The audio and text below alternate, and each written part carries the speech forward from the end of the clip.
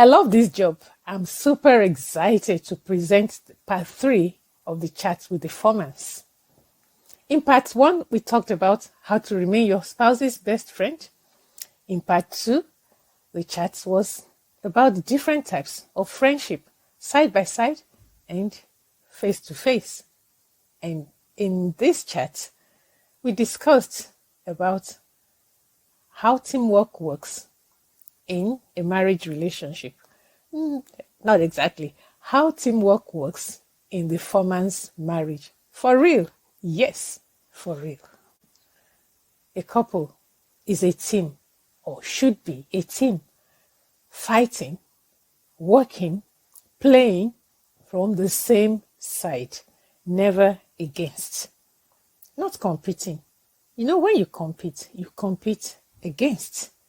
You work with, you compete against. So there shouldn't be competition in marriage. There should be no winners, no losers. But come to think of it, can there really be a winner? If I have a discussion with my husband and I win, have I really won? If he loses, if he has a sense of loss, is he happy? He won't be happy, of course. And if my husband is not happy, will I be happy? If your spouse is not happy, is it a happy time for you? This reminds me of what Paul said to the Corinthians in his letter to them. He said, if I make you sad, who is going to make me happy? If you make your spouse sad, who is going to make you happy? And so marriage is teamwork. This discussion, as I've said, is about how teamwork works in the Foreman's home. Let's go over and see how this happens.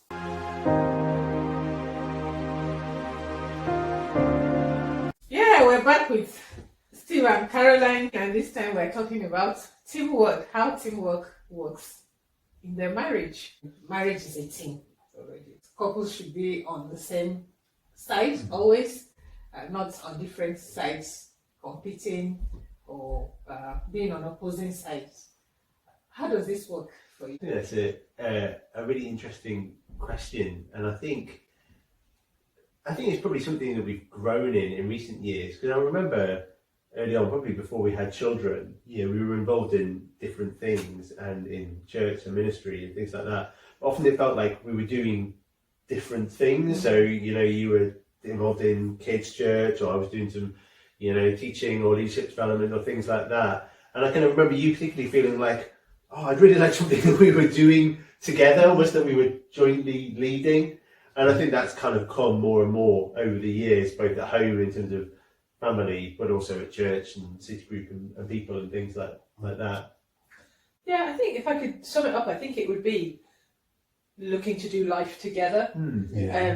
Because I think, equally, I think you're right, in terms of sort of any ministry or sort of project type things, we often had quite our own streams, if you like, in the early years, sort of pre-children. I'd have been more likely kind of leading our kind of leadership development program and coordinating that, and so teaching and preaching on that, and you'd be doing kids' church, and it didn't really overlap, did it? Not only did it not overlap, but we weren't hugely involved in one another unless it was sort of needed. So I think there's two elements there to the teamwork thing, isn't it? In that actually, I look back to those days, and Steve was very good at helping me with admin at that point. Steve does lots of things that I'm not very good at. Or no, that's not true. I'm not energised by. And so if I were to ask Steve to do a certain task, so say I'm organising children's rotas and kids' things and whatever, and if I were to say to Steve at that point, can you format this letter for me? Or can you do whatever? Then he would do that task. But I think probably what I reflected on in the early years was didn't have much sort of cognitive involvement in that, and not much awareness, and vice versa with the other thing that Steve was doing his leadership training, or if he needed some things collating or whatever, then I would help him in that sense. But I didn't give much. I wasn't. Yeah, that's a great phrase. I wasn't engaged in it, and say he would go off and do his training, I would never have thought about going with him, unless there was a practical reason. And I think over the years we've learned that we bring something to one another's things in that, and that actually having sort of that cognitive awareness and just shared life. I think more recently it is just doing life together, and I think there are two elements, aren't there, of teamwork. So one is when you are both doing something together. So say our marriage, our family, our home. It's learning to work with one another on something we are both responsible for. Sure. And learning sort of to share responsibility. And I think what we've gradually tried to do is share responsibility either in things that one or other of us is responsible for, and you sort of trust that responsibility to one another. Yeah. And there are other things which is we jointly, share these things, and between us we both make sure they're done.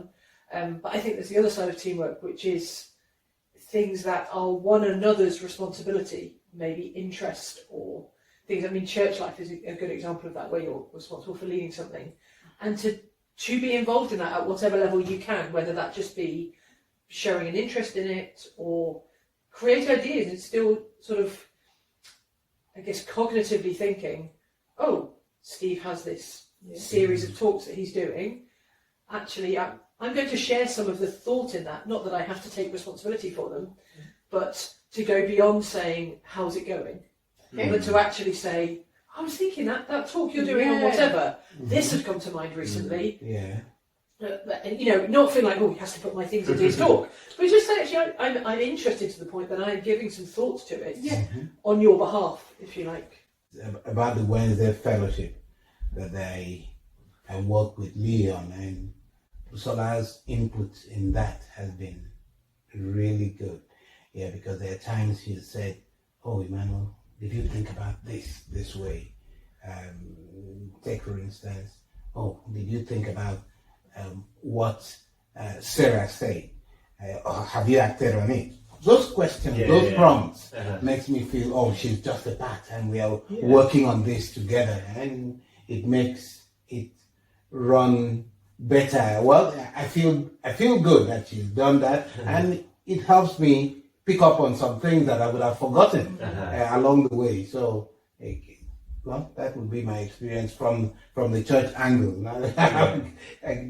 In terms of work, we are always at it together. Yes, and the phrase that has come to mind actually as we've been talking is having one another's back. And I think, again, there are two levels out there. There's the kind of, sometimes you can see that somebody's forgotten something or maybe hasn't done something, and it's not something you can do, so you do need to either remind them or help them. But sometimes it's okay to say, I've done this. I think maybe sort of back to a traditional set of marriage where maybe the husband was heading off to work every day and the wife would pack his packed lunch and put it in the bag and make sure he'd done it. It's just that sort of, you need this for today, and I'm just going to do it. In more recent years, I was the one doing the traveling. And then Emmanuel, have you picked this? Have you picked that? Oh, this would be good for where you're going to. I saw this and I thought you would really need this on your Guinea trip, and I picked it for you. Or say we went together on a trip, but I was the one that was more involved with giving talks and doing the meetings. And just go and get I'll get the breakfast. I quickly get the breakfast for you, or that dress you plan to wear needs to be ironed. So go get your breakfast and I will do that for you. So though he wasn't going with me to meet with you, there was that sense of team. Enabling the other person. I like that word, enabling. And I think there's one of it, just as you were talking about, I think about how we pack to go on holidays. I think over the years, it's a great example of how teamwork just settles. I don't remember a time where we would have discussed who needed to do what before we went on holiday. But I don't know what it's like in your house, but there's that kind of morning where you're leaving to go, and particularly with the children, there's sort of, the car needs to be packed. There's an element of the holiday side of things, and then there's the element of how you need to leave the house, sort of to be left empty for a week. And I think sort of it is slotted into the fact that I do the holiday stuff, and Steve does the sorting the house. In that Steve's often the one making sure there's nothing perishable in the fridge, doing the washing up from breakfast, those sort of things. Whereas I'm more readily now the children as well are the ones packing the car or making sure like these certain things. But I think even down to which bits of the packing is done, it has fallen into a sort of a traditional way of you seem to get the wash kit and the this and the that, and sometimes it almost goes unsaid now that by the time we leave the house, these jobs. I don't know what non-practical examples there are of you working on that sounds like but that's teamwork. It's just, I think it's just that unsaid understanding of playing to each other's strengths and just trusting each other to do the bit that's theirs. I think sometimes some things come naturally, don't they? And I think sometimes you have to work on because it is important that we're on the same page with this. So I think the kids' schooling is a good example of that. So we see home educate our children, and Caroline leads on that and delivers most of that. But I think you're really good at saying, we need to talk about this because this is both our responsibility, even though kind of much of the delivery falls to you, actually we're both responsible for it, and we bring different perspectives. And so I think that's an area where it would be easy for me to just think, oh, well, I'll just leave that to Caroline. But again, I think you're very good at saying, right, we need to be on the same page with this. And also kind of where actually maybe my strengths would come to play, and that it would be really good for me to do some stuff with the kids because, of the kind of different skills that I have. Yeah, I think what I see coming out here is you recognize each other's strengths and you learn how to use each other's strengths to advantage. And also you know each other's skills and you give room for that. So when you talk about homeschooling and Caroline leading on that, I said, well, she's a teacher. Yeah, that was my immediate thought. Yeah, I think also the issue of interest comes here. What interests one may not be the other person's interest. What energizes one person may not energize the other person. So say in our home, we are both good cooks, but somebody will be cooking.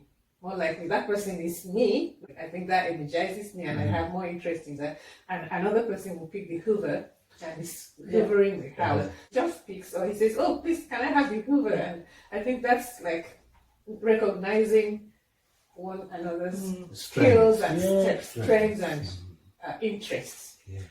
So, and I think also, and a lot of this comes down to knowing each other, isn't it? So going back to the home education for an example, I don't enjoy solo responsibility. I think over the years we've learnt that even though I might have strengths in certain areas, I don't enjoy being the only one responsible for something. Even though I may be capable of doing so. So people around me may look at it. So Steve will look and think, well, the home education's going really well. Yeah. He doesn't need to be involved. Whereas I think you're right, there's this sort of spiritual concept which is we are both responsible for our children. Yeah. And Steve is responsible for our household. But also there's just the day-to-day thing that it's a huge responsibility, and I don't necessarily want to carry that alone. But all I need sometimes is for Steve just to sit down for half an hour and let me talk through what we're doing, and for him to say that's really good, well done. I think the children will really enjoy that, and I will go along my way because it just means that I don't feel like I can carry it. But also to check back in every now and then. So a few years ago, maybe when we moved to this house, we did a bit of because I think until recently we didn't really sit down and say, like you talked about, oh, you're responsible for the hoovering, you're responsible for this. Things somehow naturally just slot into place. But then sometimes I think life patterns change again. The children's ages change, my work pattern changes, Steve's work pattern changes, and actually we said, oh, hang on, it doesn't all have to be as it was. So, like a small example, I used to be the one that phoned up and did lots of the insurances because I had more time in my day, and so I would sort all the insurances out. And actually, I didn't love it. It just happened to have fallen to me. And then sometimes because someone's doing it, the other person doesn't think about it, and that's okay. But we sat down and I was like, you know what, I just really love it if I didn't have to do all of these. Yeah. And Steve just said, okay, well, I'll take that and that. Like, that's fine. I don't mind doing that. And it's not that he necessarily loves it. But for me, and also I am someone that doesn't enjoy repetitive things. And so after, 10 years of doing insurances, I think I probably was just bored. And Steve's really happy to pick up a mundane task. And so I don't know if there's other examples of that I think playing to each other's strengths is good, but I think it's also been helpful for us to just check in and say, is this how we still want things to be? Or that's very helpful. Do we want to move things around? That's very helpful, because I was just whispering to Emmanuel that, okay, so that's like flight bookings, and a lot of travels. So that's like flight bookings and visa forms, because earlier he used to be the one doing all the filling of, completing of the visa application forms and booking the flights. But I don't know when it turned, and then I was the one doing it. Yeah. Like you said, knowing, saying, is this how we still want it? Or even just saying that, I don't think I enjoy doing this any longer, or if can you possibly take this off? Yeah. And I think there's something about teamwork is about not just kind of playing to strengths, but about, I think, in the kind of the business world, I think there is a difference between a committee and a team, because committees, they come from their own interest, they have a conversation and they go back to their own interest. Whereas with a team, there is something about a shared goal, and we're bringing our skills and our resources to serve that shared goal. Yeah. And so I suppose I was thinking about holidays, and how like you value holidays much more than I, but that kind of, you don't enjoy that kind of sense of responsibility in terms of planning the activities and stuff like that. And so it'd be easy for me to think, well, you're the one who wants to go on holiday, so you need to make it happen. But part of being a team is, right, we're agreeing that this is a good thing for us, this is something we're going to do together, and we're all going to play our part in kind of shaping what we're going to do. Yeah. Okay, so that's like a shared goals, shared objective. You all agree to this, so we all put in our effort to make sure that happens. And I think it's easier, isn't it, to talk about teamwork on a practical level, but I think that the same can apply to our kind of the well-being of our marriage and each other and our children, which is, again, probably different things for naturally each other. So again, probably me, the one that motivates the activity and the those sorts of things. I think it's easy to think about our children, isn't it, in terms of, I think it would be good if they got on their bikes or went swimming or whatever, and Steve would be more inclined to think about maybe what they know about or chat about or different things. But I think just that sort of well-being, and I think even that can fall into its pockets, but we are all collectively responsible for our family and for our marriage. And so again, there's teamwork there, which actually says, do you know what, I think we've had a busy couple of weeks, and so-and-so could do with some headspace, or so-and-so could do with, and actually jointly taking responsibility that says, as a team, then this is what's going to do this person good, this is what's going to build them up again, this is what's going to, even, I guess maybe teamwork, isn't it? If you think about when maybe someone's got a lot on at work, then I don't think it needs to be said that, actually maybe some of their house responsibilities just need to be picked up. Again, covering each other's back, which is, sometimes it might be that someone needs to say, I'm not going to have time to do this week, can you do it? Yeah. But just being aware and cutting someone some slack, which is, they just haven't quite got the same headspace this week. That's okay, and that's a team. I'm just going to not be the one that adds to that pressure. I'm going to pick the pressure up for a couple of weeks. How does teamwork work in your relationship with God? That iron sharpens iron beats. Again, maybe it's our temperaments that often when there is an outward expression of that probably helps. So if one of us is speaking or talking about leading city group, or we're doing some sort of activity, then we draw on our own kind of relationship with God and sort of share it in that context a bit more. So the sort of shared responsibilities that we kind of maybe individually talk to God about or together.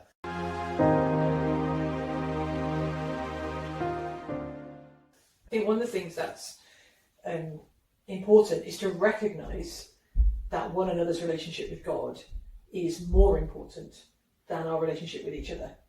And that actually choosing to take second place. How does that work? Well, I was going to say, I think firstly it is an awareness, actually, that, and it's hard because I've lived under that awareness for so long, but I'm sure there's probably a point in time where I had to consciously choose to be aware of that, that I was not Steve's number one relationship. Yeah, because Steve, like always, discussing when Caroline was asking that we're not each other's number one. That's for us as Christians, that sounds normal. Like someone says, the second best thing that happens to you. I think on a practical thing, firstly, we recognise that spending time with God is really important.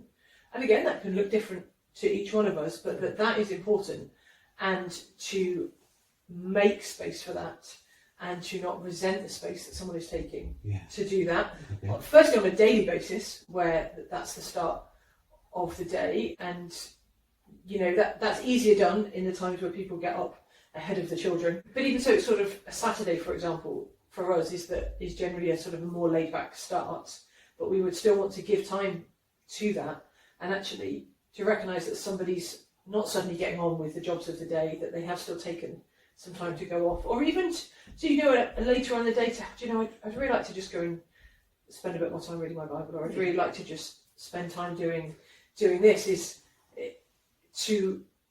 There's an unsaid thing, which is that is more important than anything else. And so, not that someone then uses that as a reason to say, I'm not doing anything for the next week, because, there's teamwork in that, but it's, and I think also, I guess, in our other discussions of any other things that are being decided in our house and in our family, that what we're hearing from God is the most important thing that we can put into this, and that's what we're looking to draw from one another when we decide about, should we do this, should we do that? Yeah.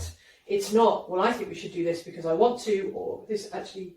And I think there's something about, when you get married and when you have children, you have to understand that kind of your life changes, doesn't it? And how you conduct yourself changes.